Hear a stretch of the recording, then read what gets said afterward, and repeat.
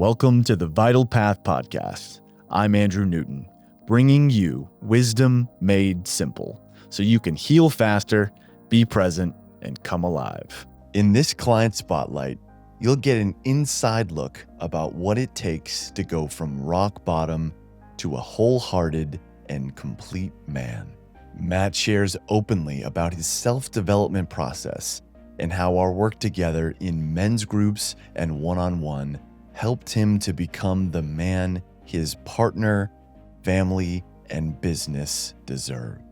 He is a top-performing real estate professional who is living a life that was all surface, trying to appear successful, but secretly running on denial, isolation, and unhelpful coping mechanisms. If you have the right job, the great house, the perfect family, and still feel isolated and under immense pressure, carrying that all on your shoulders, this episode is for you.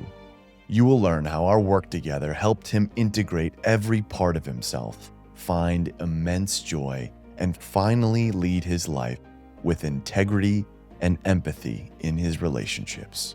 Matt now says he's the happiest he's ever been. Listen in to hear how he achieved this radical transformation, and I hope it inspires you to do the same. Well, welcome to a special episode of the Vital Path Podcast. I'm here with Matt Key. Matt is a real estate professional. He is an initiated man, a family man, a dear friend, and client. Thanks for being here, Matt. Thank you for having me. This is wonderful. Before we get started, before we get into anything, I just want to name why being here matters to me. You've been a guide in my life during seasons when I couldn't see my way forward. You didn't try to fix me or rush me. You walked with me, asked me better questions, and helped me remember what I already knew deep down. Because of your presence and your faith, I found my way into places that once felt impossible. I'm really grateful to be here and to honor you. Thank you. We're certainly kicking this off with a bang. Thank you so much for that. And it's a great opportunity that we get to capture this moment in our history because we've known each other for 5 years now. And that takes us all the way back to our first men's community, the Empowered Brotherhood here in Austin. And that beautiful message that you just shared to me is in the present moment, but before that, we were totally different people. So I'd love for you to share a little bit, if you're willing, what life was like for you before you got into men's work and around community and myself. Yes. So life before, and I'll definitely try to keep in mind brevity, because I'm a 50-year-old man and I really didn't get into this work until I was almost 45 years old. So it was very surfaced. It was all about how I showed myself, which was power was probably a word. I wanted to look successful. I wanted to make sure I was driving the right car. I had the right clothes on. I had the right woman beside me. My kids presented themselves a certain way. My house made you jealous. All those kind of things were the priorities of my life. And as long as I had those things going well for me, I thought I was doing well. And doing those things and living that life like that, it gets to be a lot. There's a lot of pressure on you. There's a lot of, just part of the world. It changes. There's a lot of things out of your control, and it just got very difficult. And in doing so, instead of being able to find and deal with healthy outlets, because I was never taught that, I did whatever I could do to cope and get by, which was mostly creating a lot of resistance, a lot of isolating, and I got to be pretty good at that, so that I could definitely still hold that. Oh, he's a great dad. He's a great husband. Oh, he's the best realtor. Where people weren't really seeing what was going on, as we talk about, behind the scenes, and it was doing a lot of damage. It was doing a lot of damage that eventually caught up with me. and it caught up with me big time in my relationship, in my life, and just how things were going. And, um, and things fell apart relatively quickly. It's crazy how quickly things can fall apart. And they did. And when that happened, I was in a lot of denial. Thank God for my partner, who's a very strong, willing woman who is a great partner, a great teammate, somebody that really stood by my side when I don't even understand why. I don't think I could have been able to stand by her side. And that's tough to say, but I mean, I probably caused her a lot of pain.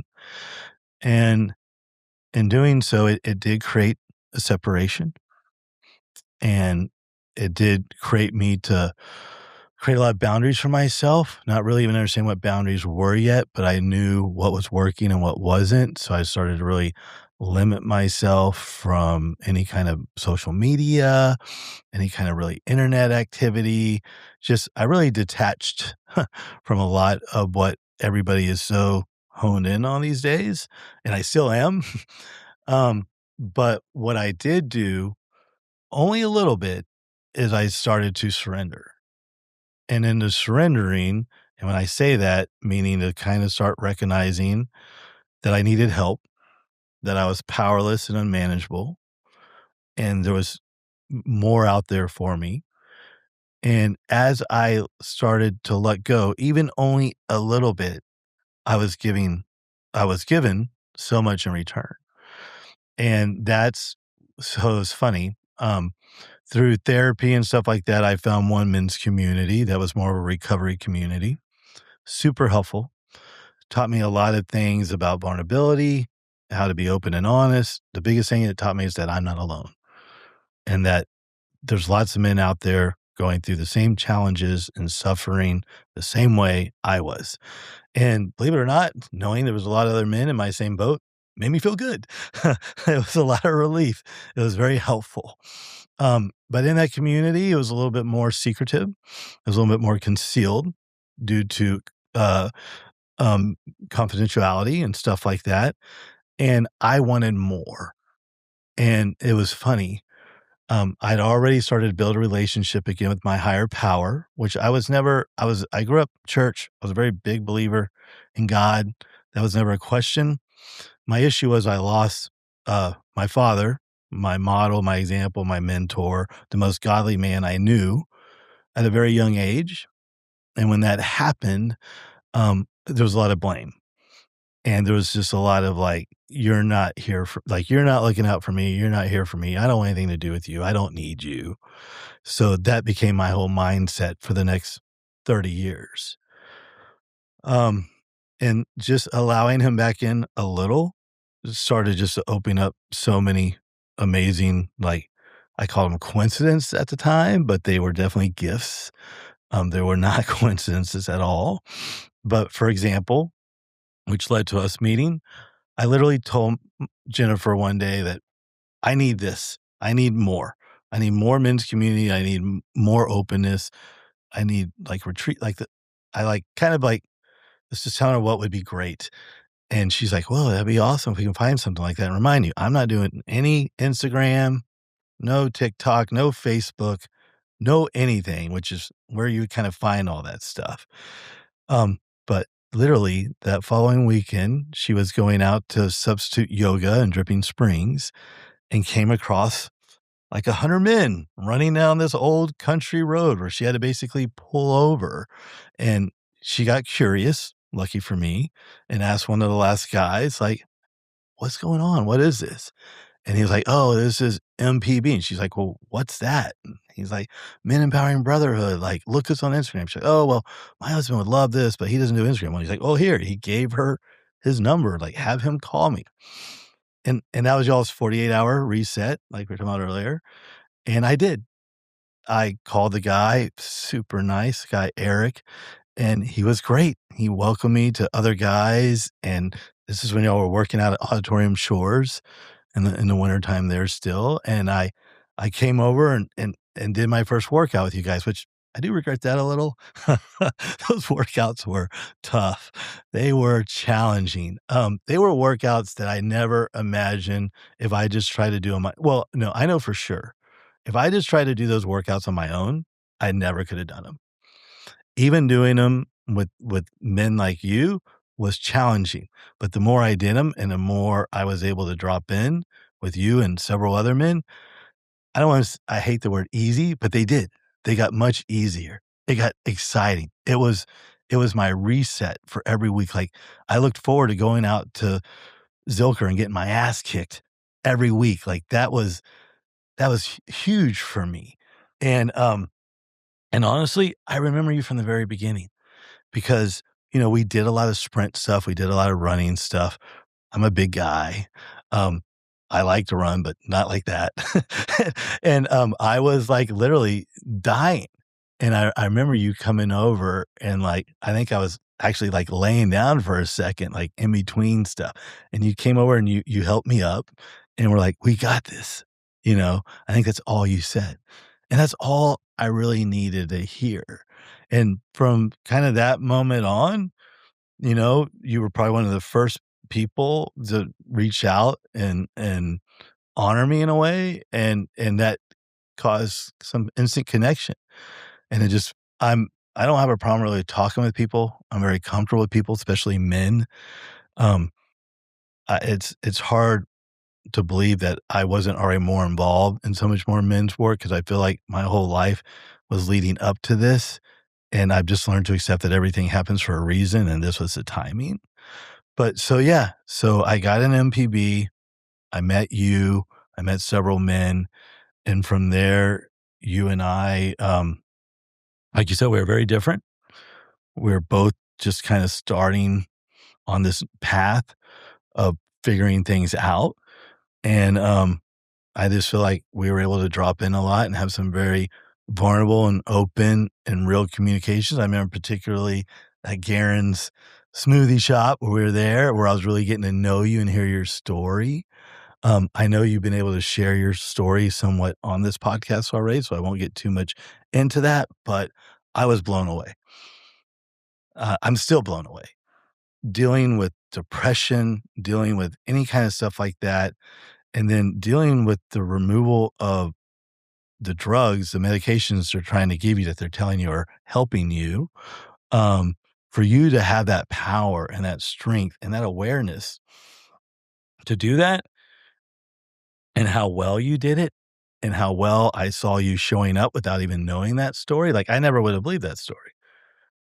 Cause when I mean, you were one of the most positive, uplifting, loving men I saw in that whole community. So to hear that you had all this background of some serious depression and stuff like that was just like, no way. Um, and then not only were you like, no, no, that's not me. I'm not doing that. But you also resist the things they try to give us to help with that stuff. And you made a strong choice. And I really, it made me grow this instant respect for you and really want to honor you. And I know you were at the time kind of trying to set a path to help more men, kids, people with those same issues. I know you still are. Um, and I really wanted to honor that and really wanted to support you in any way. And and in that time right there, I really realized that you were a man that was really just selfless and wanted to serve. And I wasn't familiar with that. I didn't know that. When I say I didn't know that, I mean, I didn't really know men like that. Every man in my life before, except for maybe my father, um, had some deeper inner purpose for themselves, something that was to help them win, to help them get ahead. And for the first time meeting you and talking to you, it didn't feel like it was about you. It felt like it was about him, whoever it was that needed you and could hear you and could give from that. And it really made me want to be closer and deeper with you immediately because it was unfamiliar, but in a way that I wanted. I needed. And because of that also, I was able to start opening up to you and be vulnerable where I was falling short and being weak. Mhm. And, I don't wanna run on too much with this, but you really did see me. Um, and I didn't realize for a long time, you saw me in a way that I really needed to be seen, not that surface way. I had no problem being seen that way. I'm loud, I'm obnoxious, I get attention, I demand a room, right? Like, no shit. I'm gonna get that. But you saw this wounded, different side of me that wanted to be better. And you didn't shame me. You didn't like try to fix me. You just to me it felt like you saw the path I wanted to be on Mhm. and you just helped walk beside me on it. And that was a really different approach than like I mean, you're in these communities. There's hundreds, thousand plus men throughout all these communities that are offering all kinds of service and greatness. And they are great and stuff like that. And there's only been a very few, which guys you're very close with as well, that have really touched me in a legitimate, genuine, deep way that you have. And I got a pretty good bullshit radar. So so so I can see it. Um, Mhm. but yeah. Um, but no, I mean, from there, we just started having multiple experiences together from out playing football for fun in the park and beating up on each other there to watching you create an incredible men's team around MPB. And you led two different teams there, which were amazing. I mean, they were so helpful they're still so helpful to so many guys, to practicing your different kinds of leadership, of coaching and your experiences and constantly wanting to get better and offering those services to men for free, to run workshops and stuff, which that blew me away a lot too, because I was pretty naive when I first got an MPB with men's work and all the things, and I remember, like, meeting all these guys, and it was always a big deal, like, "What do you do? What do you do?" And, yeah, I do real estate, like, that's plain and simple. A lot of guys, "Well, I'm a coach." And, like, to me, I'm like, "Oh, baseball, football?" Like, no, no, I coach, like, relationships, or I coach person and I was like, "Golly, like, every other dude here is a coach." Like, I didn't even realize this was a big thing. Um, so it got a little tricky with me in these communities with a lot of men whenever they were kinda dropping in or giving me time or seeing me in that way, but really, were they? Were they seeing me or were they looking for a new client? And so there was definitely some struggle at times for me with that. A lot of that can be my own personal story too because of how I lived my life up until then.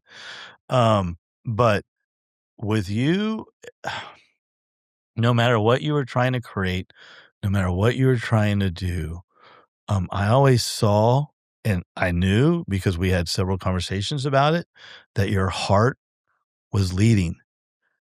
And, I can't even believe I use that phrase because I was such a mind guy forever. And now I know where real leadership comes from. And you were one of the first men I really met in my entire life that leads that way and still leads that way and has grown and to lead in that way even stronger and better.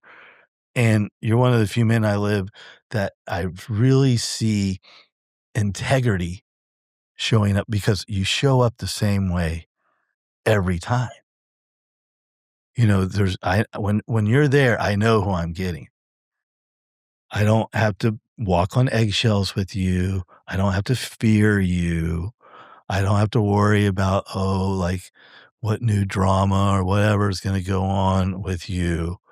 I know who you are because you show up as this guy every time. And lucky for us, it's an amazing guy. It's a godly spiritual, loving, empathetic, I mean, I could go on with word after word of the kind of guy you are. Um, and it's just done immense personal work for me. One last thing before I'll let you hop back on on your show. I hope you're enjoying this conversation. If you've been feeling dysregulated or overwhelmed lately, I want to help. I created a nervous system quiz that gives you a personalized practice that shifts you back to presence, calm, and connection. It's free, takes 5 minutes, and are the exact tools I use myself. Just click the link in the show notes to take it. Now back to the show.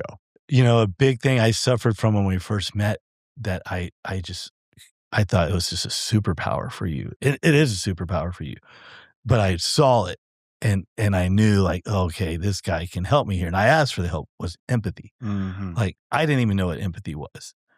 It wasn't ever witnessed or shown or taught to me in any way growing up. I never got it from my first partner in life. I never got it from my family.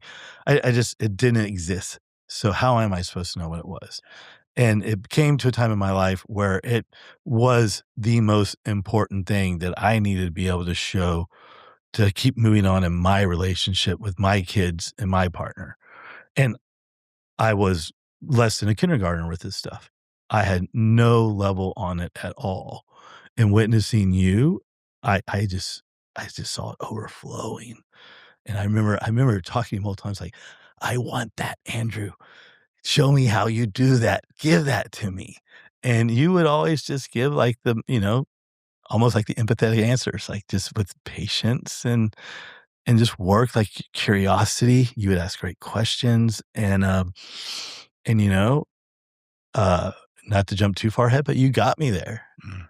I definitely wouldn't call it a superpower for me.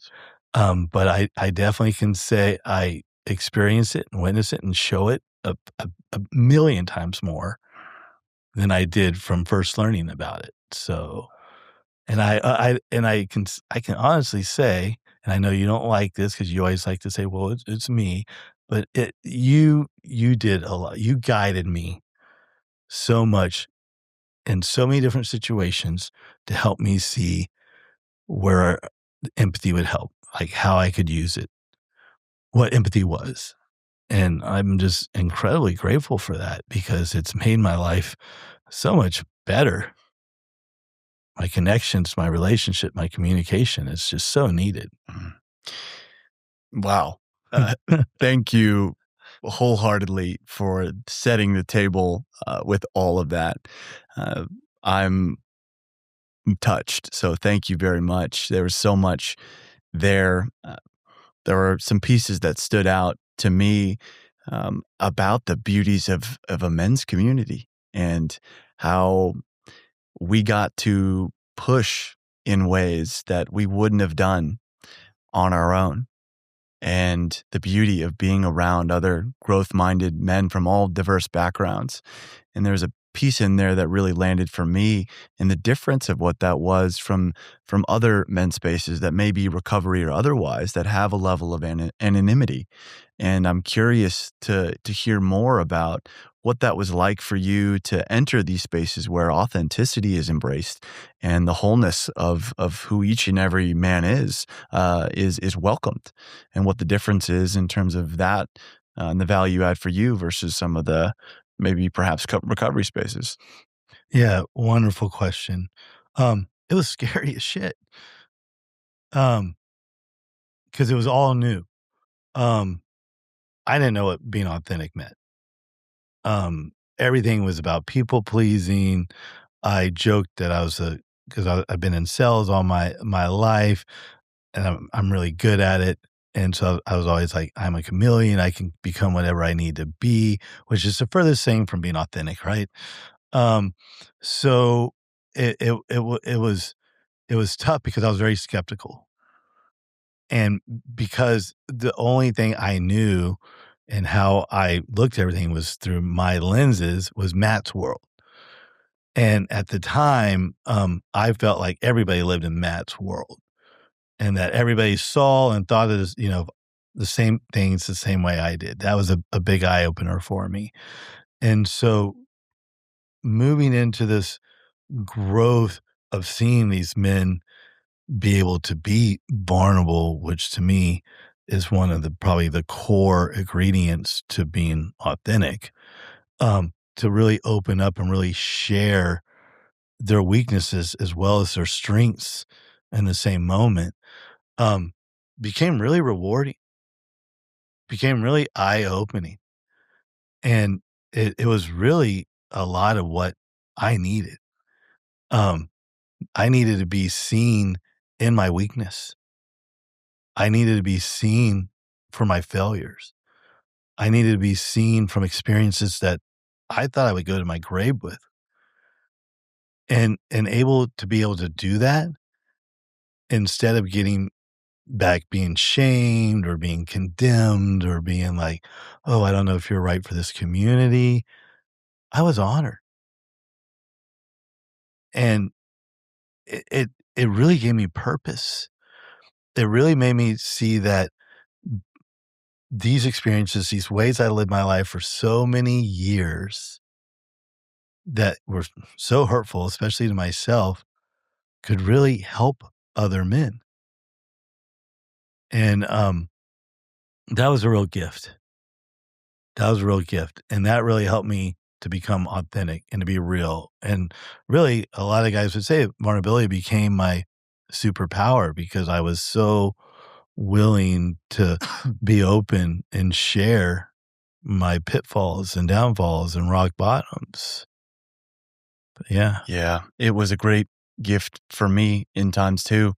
And there were moments where I got to see you in your fullness.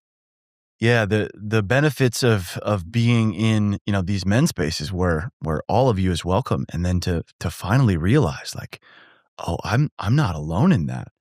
The thing that I was prepared to carry to my deathbed was actually a similar story that somebody else is carrying. And to your earlier point, it's like the relief that that can just bring by being real and vulnerable about whatever it is, whether it's my stories around, addiction or mental health or relationship ruptures and trials of all, shapes and sizes.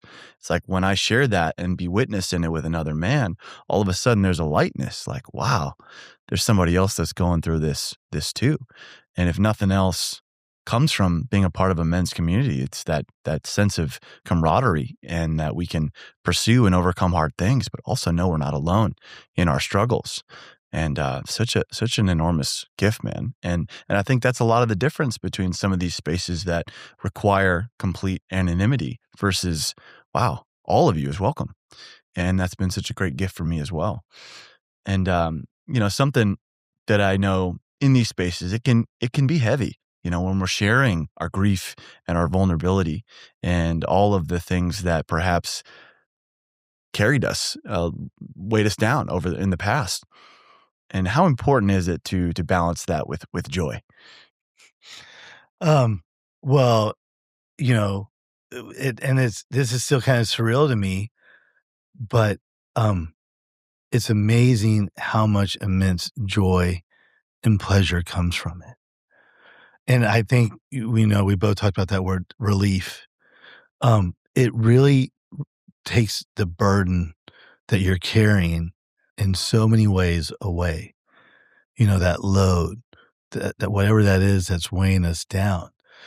To have another man be able to hug you and tell you you got it, to help you up and tell you you got it, to be able to say, "I understand. I'm right there with you. I'm going through that same thing." That relief you get gives you almost instant gratification, which of course is followed by joy. And then the more I've been able to do this work, especially with you, which I know we're going to talk about a little bit more as we get through the podcast, um, is it's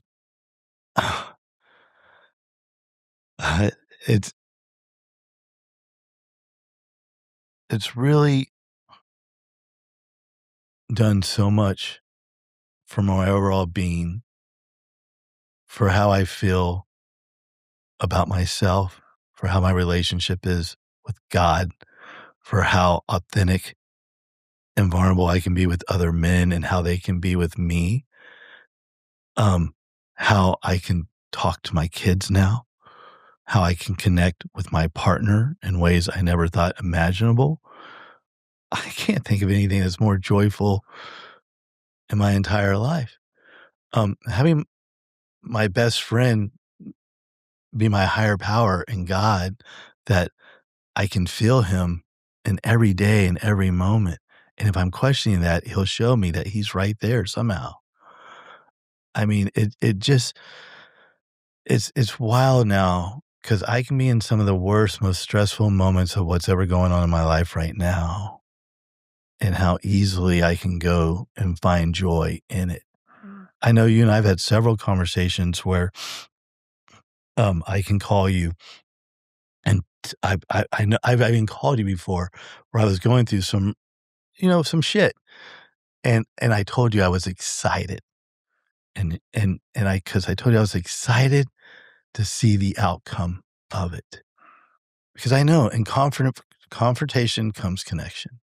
So I know whenever I'm struggling, whenever I'm going through something tough, whenever I'm walking into the fire, whatever it is, whatever message, whatever connection, whatever it is that's going to come out on the other side is going to be better than before.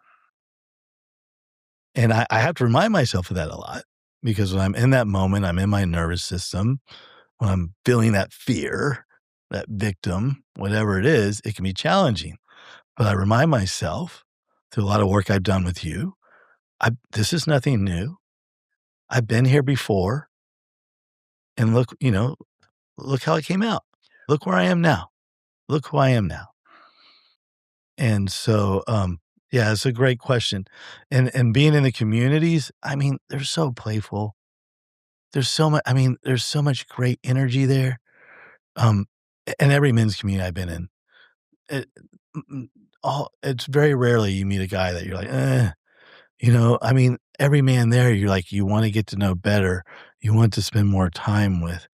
Um, it's, it's just, it's made it really awesome. Um, several years ago, and I've talked to Jennifer about this a lot, I got like 4 or 5 like core buddies that I've grown up with my whole life. And I was really content, okay, with just those 4 or 5 buddies. I didn't really need any more relations in my life.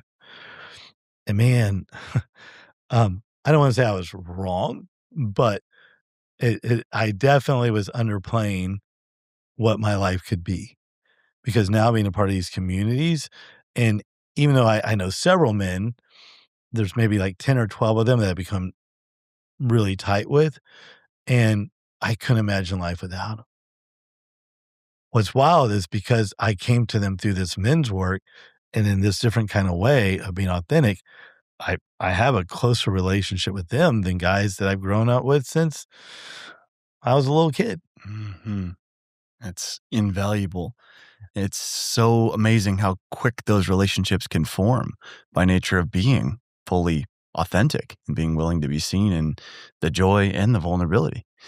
And there's a piece in there you touched on about being aware of the fear and moving towards it.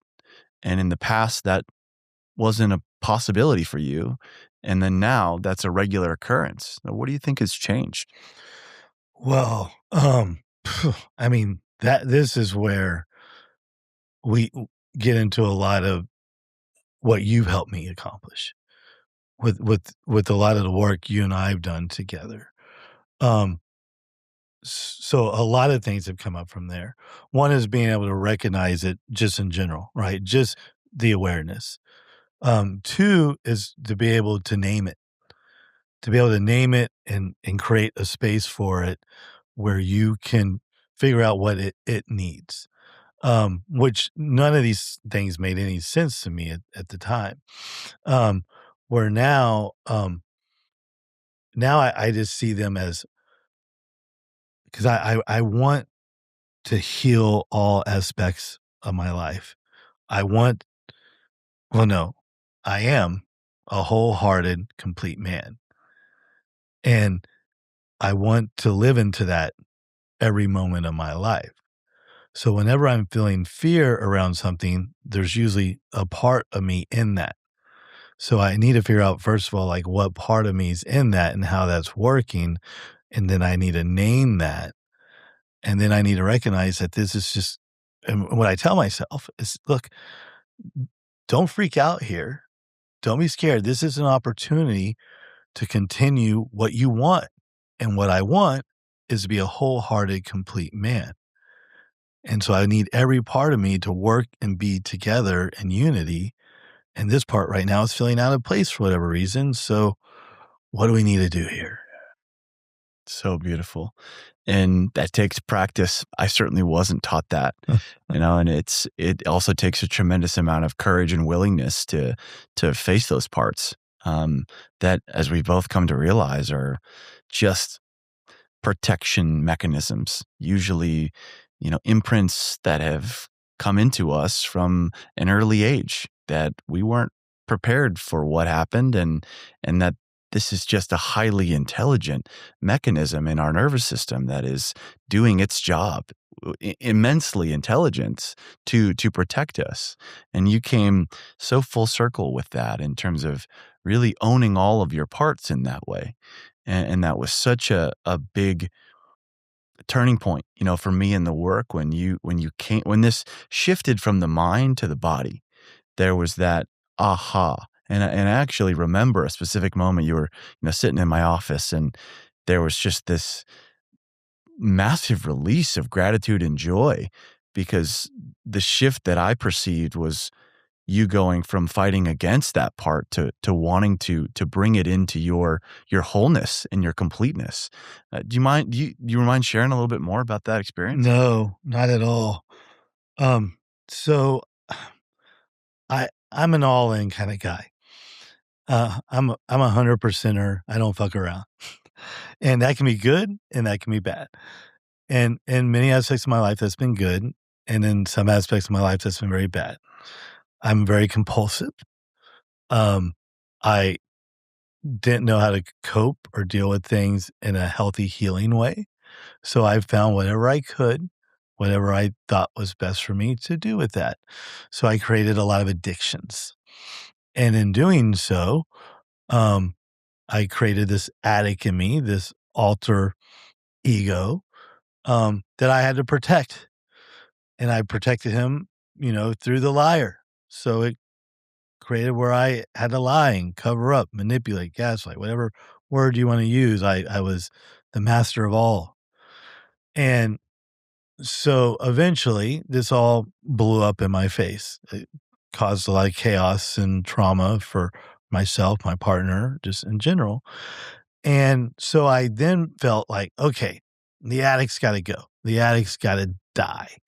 Like he can't be a part of my life anymore, you know? And so that's what I did. I did work to kill and remove the addict. Even to the point where I remember after one retreat, um, guys were just trying to help and get on board, and they convinced me to like change because a lot of my story was around me being an addict, and I lived into that story a lot, but it wasn't how I was behaving anymore. So a lot of guys were like, "Well, maybe you should change your story because you're not an addict." And I was like, "Oh yeah, I'll change my story." So I go home and I remember sharing that with my partner, and she was skeptical. She didn't really like that idea. And at first I was pissed. Like, "No, I'm not that anymore," and stuff. Like, "This is what I'm doing." Like, and so that's what I did. I changed my story because I was no longer the addict. And the addict is a part of me, whether I like it or not. So whether I thought he was gone, felt he was gone, or whatever, he wasn't gone. He was inside me doing the push-ups, doing the sit-ups, doing the pull-ups, getting stronger every day, just waiting for me to have a weak moment where he could, right back in. And that's what he did. He caught me in a weak moment and he came back in my life and I went right back into everything else. The liar, the victim, run by fear, the whole everything came back in like no work's been done at all. And of course shit hit the fan, thank God. Thank God I was found out and had to come clean and recognize that. And in doing so, I realized that, yeah, he's never going to go away. This is a part of me, and it's a big part of me because it's how I learned. He controlled me coping and dealing with life for so very long. He helped me to feel safe. Like he gave so many, and then the liar protected him, which was a big part of it. It all tied together really well. And so I was like, okay. I remember I heard this podcast on like parts work, and because I wasn't too familiar with it yet. And it made me really recognize that the attic was not only a part of me, but a big part of me. So like, what can I do to change how I feel about this part of me and change who the attic is? So believe it or not, it was a fairly simple process. The first thing I came to was like, okay, attic, like, why are you showing up? And I just kind of talked about that. He was showing up to protect me, to help me cope, to help me deal. He was also helping me to have those, my biggest addiction is just dopamine hits. So whatever I could get to get that, and he was giving me that. So I was like, okay, I get it. That's why you're here. And it's like, okay, Attic, well, what good have you done for me? And that was a tough one at first because the first thing I went to is like, well, you haven't done any good. You caused me to have like all this pain in my relationship, separation, like you caused me to disconnect. So it was easy, like to name the list of what he's done negative. But then I was like, whoa, hold on. I was like, but if I didn't have these things happen, well, I wouldn't have got into this men's work and I wouldn't have got into these men communities and I wouldn't have met this guy and this guy and this guy. And I wouldn't be doing this and I wouldn't have found this retreat and I wouldn't have gotten this new profound connection with my partner and found out how to like reframe with my kids. And like all of a sudden this overflow of like all the things that positive that happened in my life, which were a lot, came about because of my attic. Like all roads lead back to attic, right? Good or bad. And the roads of good all of a sudden were like huge. So it was like I said, it was almost relatively easy because once I got to that point, which thank God came relatively fast, that was another huge thing. The attic brought God back into my life. Look, let's say I wasn't an addict and I was just that surface dad that showed up and made sure everybody was happy and did whatever, but no, we were all just living our own little bubble, whatever. Sure, nobody could have complained about me, but nobody would have, I don't know, there would have not been that deeper connection. There would not have been able to have those deeper talks. There would not have been able to have that next level stuff that we really need. And the attic brought all that because of all the work I was doing. So once I started to recognize all these things that I had to do for myself originally to get away from the attic because of the attic were the most helpful, best things that ever happened to me. And the minute I realized that, I was like, holy shit, attic, dude, you're the man. Like, thank you. Like, really, I was like, thank you. I was like, without you, I wouldn't be Rising Man. I wouldn't be MPB. I wouldn't be dealing with, Compass. I wouldn't have done all these amazing experiences. I wouldn't have met Andrew, Kyle, like just so many different guys that I'm so grateful to have in my life. Like none of this would have happened. I wouldn't have been able to share my shameful disgrace. I'm going to die with stories and experiences to bring to help and guide other men with. Like so much when it happened. And when that all came to tuition for me, I mean, it was an explosion. It was like the end of a badass action movie. me and my addict running for safety and things blowing up, and we got each other.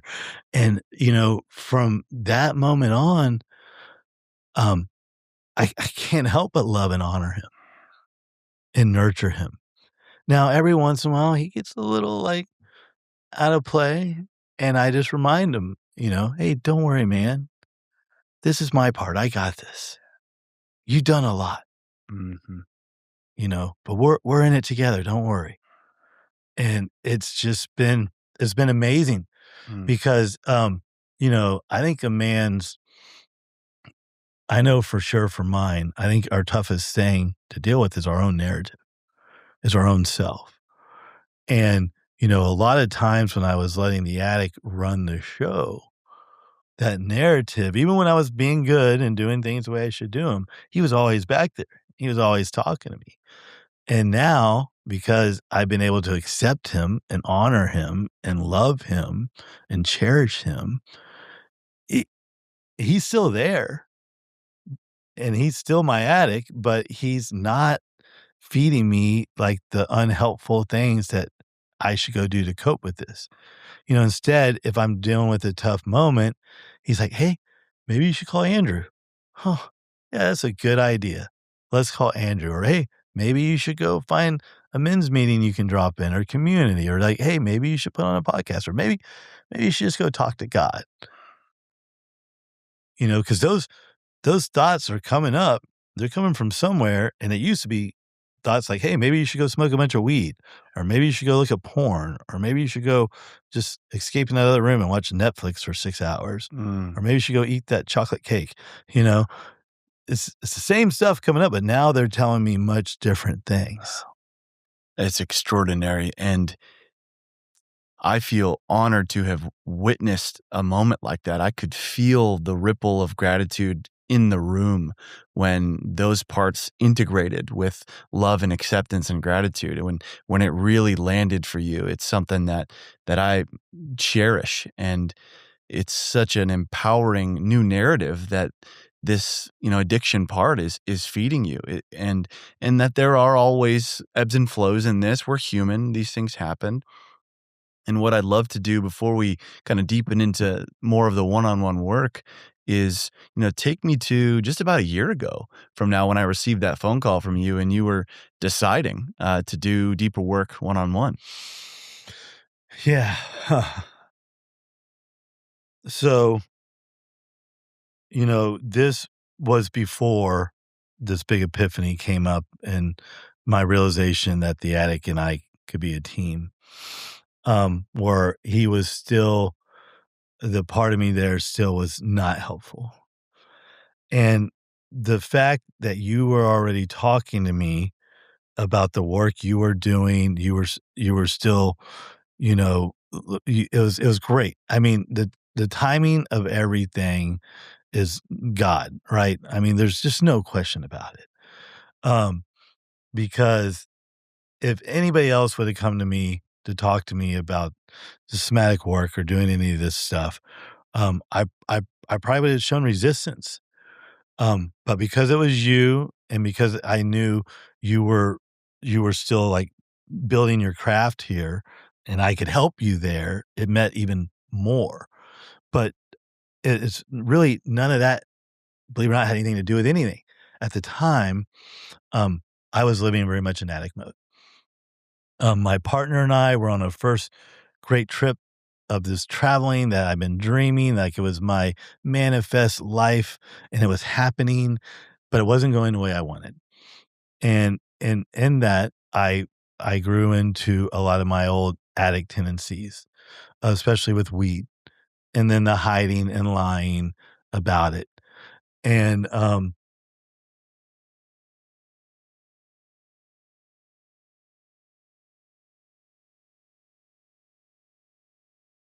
I was I was in a bad place, man. I was I was a victim, an entitlement. I was just living in the shadows. I was the shadow. Um, I was rephrasing phrases like "let go and let God," but I wasn't putting out the whole. When you say "let go and let God," it's after you put the whole truth out there. it's after you've done what you're supposed to do and then put it in God's hand. No, I was still controlling and hiding and managing everything, but telling myself, "Oh, I'm gonna let go and let God." And then that's not even close to what I was doing. And, it my partner, she's a very smart, savvy woman with incredible intuition, and she's done a lot of work herself, and she cares about me tremendously, and she can definitely see and feel when these things are happening, and she was feeling a lot of it, which I made this time pretty easy. And, but I was gaslighting, I was doing just so many things. Well, finally, stuff came out where I wasn't being good and honest, and, we took a little break from each other while we're on this trip. I managed to get back, she managed to give me another chance, and then, it happened where she found out I was continuing the lies, and, um, in a moment, she did exactly what her boundary was. She left me where I was and came back to here, to Austin, where she was safe and grounded away from me in California as quick as she could. And I was out of my mind. I was beside myself. Um, I was asking for it. I don't know why I was surprised by it all, but it I wasn't ready for it, and I really hit a rock bottom. And, th it's crazy to think that really all of that was the best thing that could have happened to me, because from hitting that rock bottom, from having to get lifted up from there, so much stuff came into play in a way that I've never seen it before. And doing that work with you at that time, starting that work with you at the time was perfect, because it was almost like I was at like a complete start over. And I was really just I was empty, not in a good way, but not really in a bad way. And I was ready to fill myself back up with what I really needed. And so you coming in and teaching me how to do somatic work and work that in to all these other things that I was working on too, they just paired incredibly. And it just the last year of my life, like, sure, it's still been a struggle. I mean, I deal with 4 different adult kids. I deal with a business that can be very inconsistent. Um, I deal with a partner, 2 cats, and all kinds of just stuff that none of that's changed.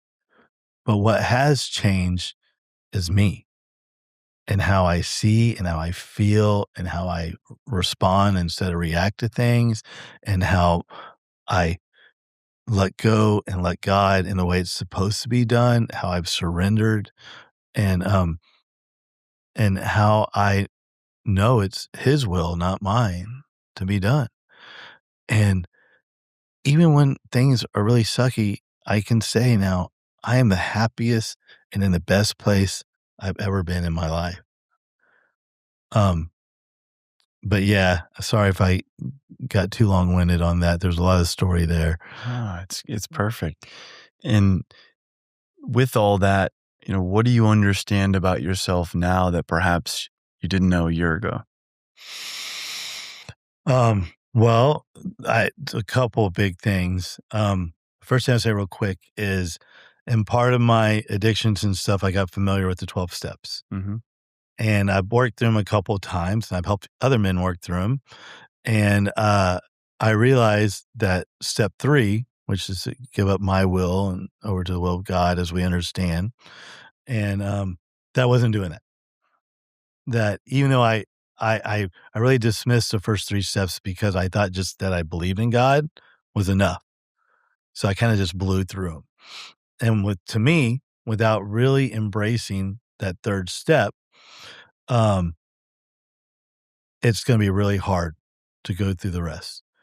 And, so that was the first big thing, is I realized I was still really trying to control, fix, and manage way too much. Things that I wasn't. things that were way out of my control, things that I wasn't supposed to fix or manage. So that was the big number one. The number two came into my work with you. I was really just detached from myself. I didn't know really much about somatic work. I didn't really understand it. I think the best education I had on at the time was reading like a third of the Body Keeps Score. I remember early in my partner and I's journey through a lot of this stuff, she was having literally physical breakdown in her body. And she brought up that it might do with me. And I was like, what? What do I have to do with your body? It was like my whole thought mentality, which now that makes total sense. I mean, I can totally, and so for me, um, I, I, it was like I exploded and there was pieces of me everywhere. And, I wasn't moving fast or trying to do anything quick to get those pieces back together. And so when I started working with you with the somatic work, to me, which is very relatable to the parts work, um, I started being able to grasp and name these pieces. And that was awesome. You really helped me. Like we would talk about what I saw as like negative things of me, like whatever name I had from, we would rename them to something that was positive that worked for me. And that was super helpful because, that started changing these things about me, these character defects that were really more of assets. But it was just how I was viewing them and seeing them or how I was using them in my life. So your work with that, with me on that was just amazing for me to really start to see. And then to start talking about experiences that were happening in a moment or through the day or the week or whatever, how we could really just kind of drop in and sit with it, was huge for me, was really big. Because so many times if I started to feel comfortable, whichever part of my body it was, we realized caused me a lot of discomfort and a lot of things and caused me to just react. It made it hard to want to be curious or want to respond with myself, with anybody else or anything. So getting down into that deeper work and bringing it into my body was super helpful to start pulling those parts back in, which we were able to rename, reframe, which created, I mean, huge things started happening where we just talked about, I created a whole relationship with my addict. I tell you, once that part of it happened, which there's no way that would have happened without me doing the somatic work, it changed everything because then it started making me want to investigate the being a victim. Then it got me into my whole shame kind of research and talk. It's opened up so many doors for me for so many things that were causing me to not show up the way I wanted to show up, to dig into them and to see them. And just by even just giving that a little bit of time and effort, it gave me major relief. You know, I've talked to you a lot about the shame stuff. I don't know if you want me to get into that too much right now or Yeah, well, let's circle back to it. I think that was a really big awareness that you had as a byproduct of going through these deeper layers, and shame is such an insidious weight that we all carry. But oftentimes, as you've alluded to, it had to go through an integration process. And I'd love to just quickly ask you about, you were mentioning the reframing these as the positive. And then we also spent a lot of time feeding into the next version of you that you already had a semblance of, but giving your attention and energy towards that and really anchoring that in. So I'd be curious if you could share, we don't have to share the medicine name, but what that is for you and how beneficial that has been. the reframe and structure of how I wanted to show up and how I wanted to be. and the work we were able to do there to help me get there really set this new path that, that I was charging down. It was super helpful in many ways. Um, I think a lot of that was getting out of that victim mode, right? Um, and I don't know if I could have ever done that without our work there. Um, yes. So one thing that you did very well, especially for me, was your curiosity. And not only your curiosity, but your gentleness and how you could ask questions and help me see and fill in the things that I was missing. Um, I'll be the first guy to admit I have lots of blind spots, and you were super helpful in helping me see those, but help me to see them. Not be like, look, dude, you need to shape up here. You didn't come to me like that.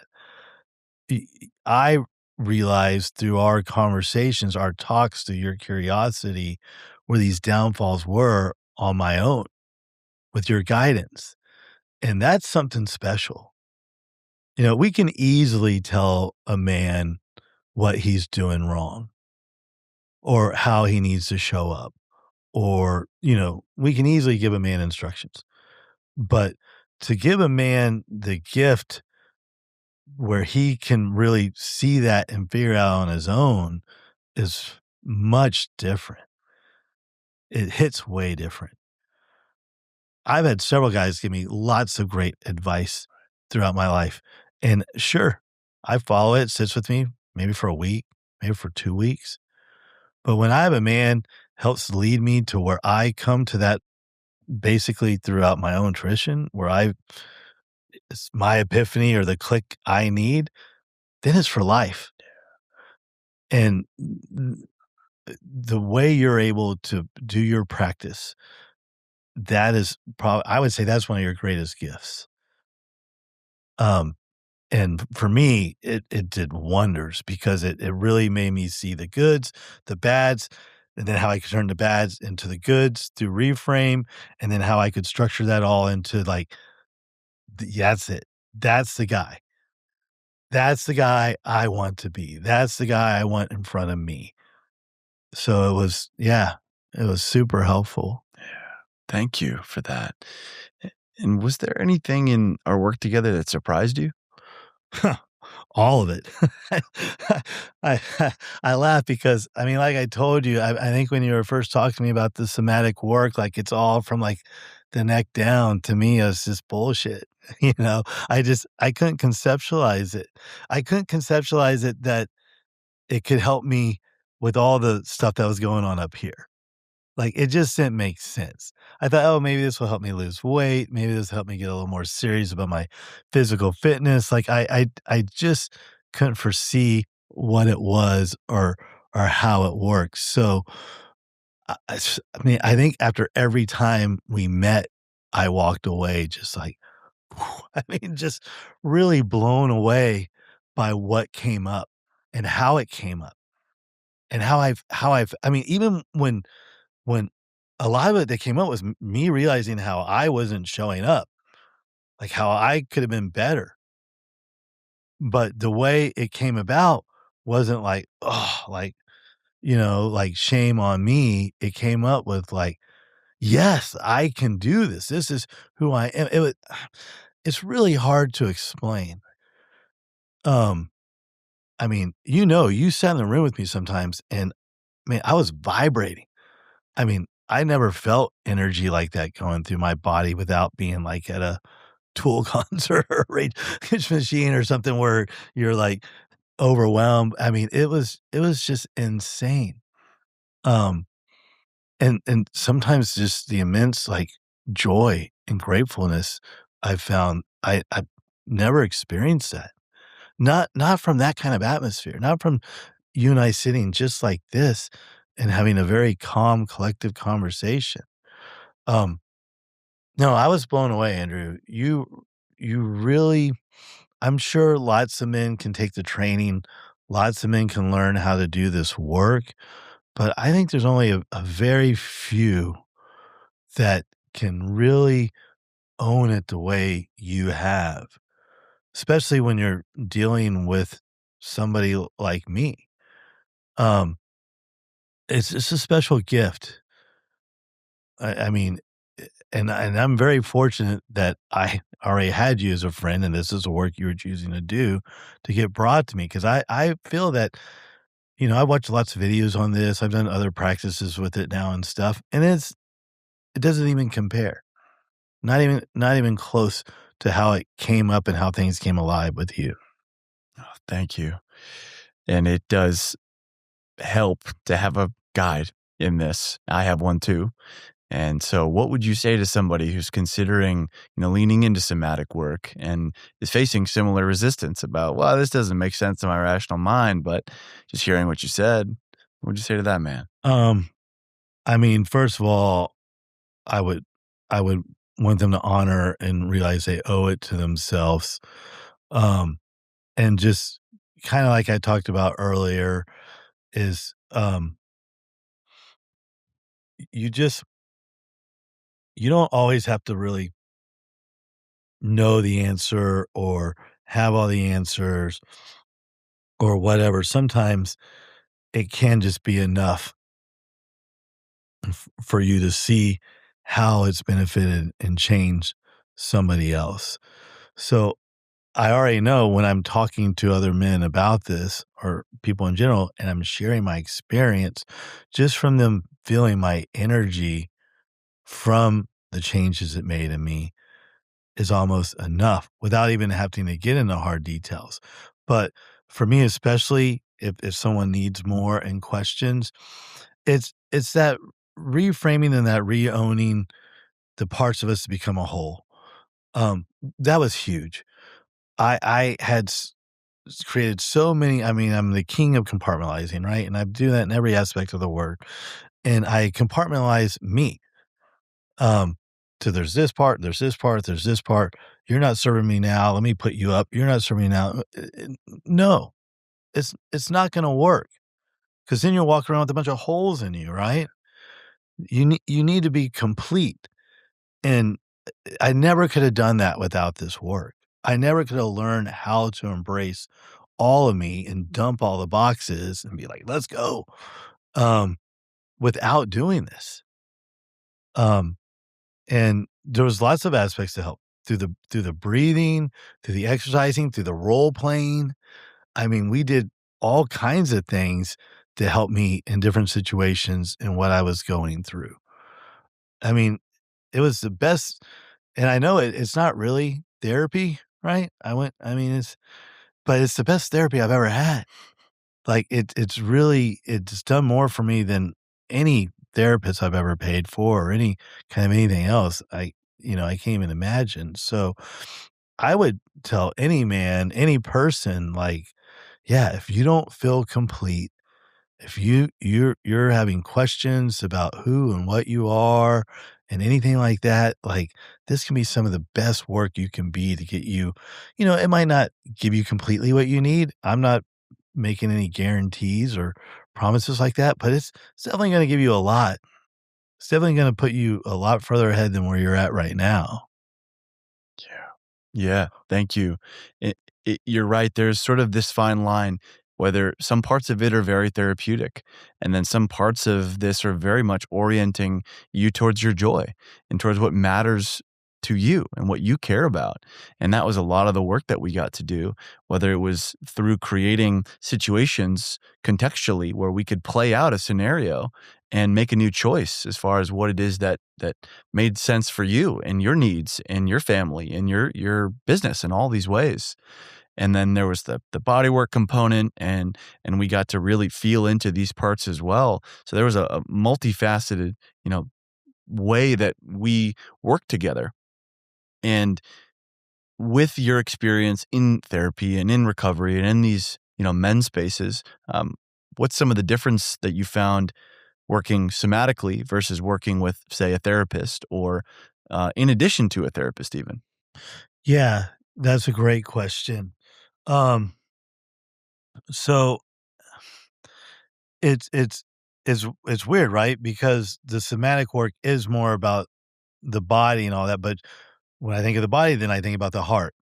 So I feel like so much of the other work I'd done in the past, especially with therapy and stuff, was mostly focused on up here. And there's a lot going on up here.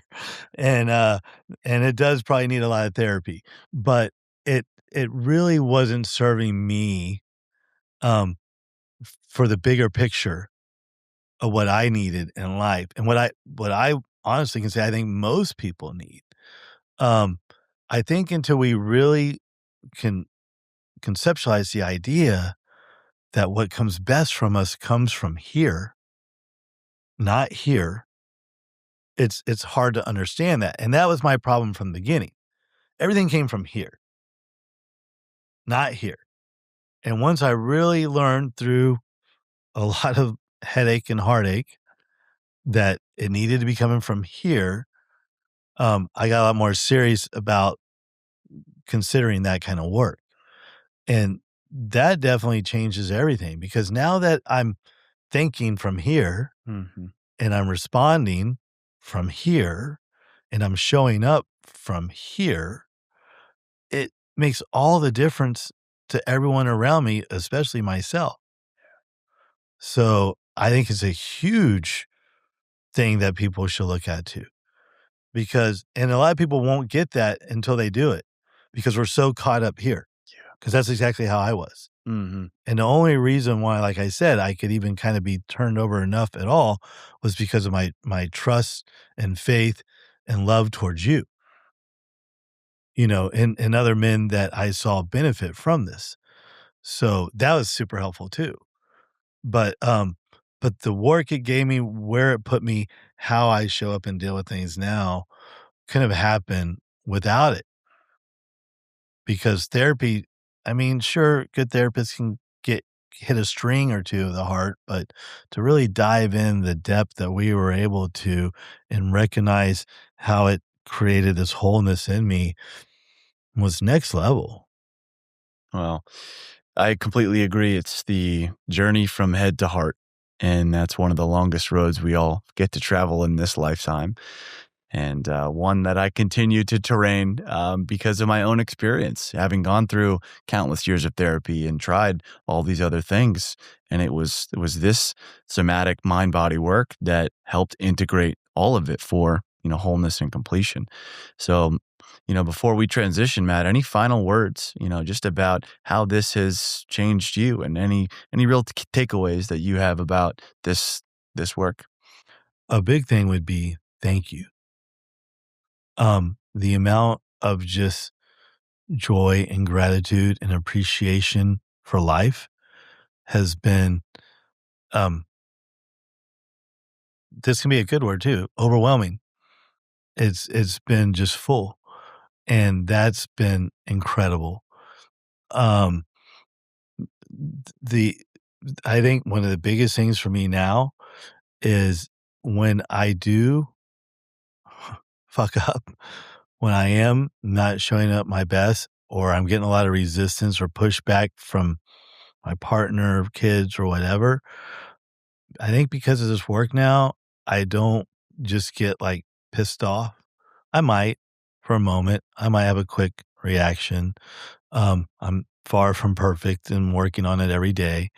But nowadays, especially after doing this work, I definitely get more curious and recognize how it's making me feel. And then I start trying to recognize how it's where they're feeling and what they're going with. So it's just done a huge level for me to be able to be a responder and not a reactor and be able to communicate and show up and to be able to identify in ways that I never imagined. So I think, my kids can be pretty blown away by it too. And that's been super helpful too. I mean, there's still challenges there. Um, Parents and their children aren't meant to always get along perfectly, but they know that I love them with all of my heart and I'm there with all of my heart without me saying that. And I don't think that could have ever came up the way it has without this work. Thank you, Matt. And thank you for your trust and sharing your story so openly and vulnerably, because it's your experience like this that gets to inspire others to go deeper, to trust in me. And so thank you for that. And I just wholeheartedly appreciate your willingness and your courage to face it all for wholeness and completion. So thank you so much for listening to this incredible special episode of the Vital Path podcast with my friend, client, and dear brother, Matt Key. Until next time, go live your life. Thank you, Andrew. Thank you for tuning in to the Vital Path podcast. If you found value in today's episode, share the love with someone who comes to mind. It's free, they'll appreciate it, and together we'll keep this community growing. Until next time, God bless you, and go live your life.